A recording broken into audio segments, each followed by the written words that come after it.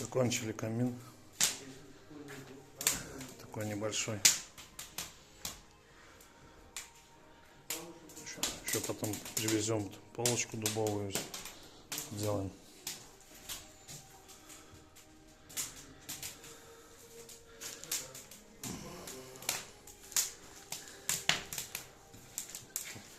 Здесь еще предусмотрена приточка воздуха с улицы. Подается она сверху между перемычек. Какая красота у нас.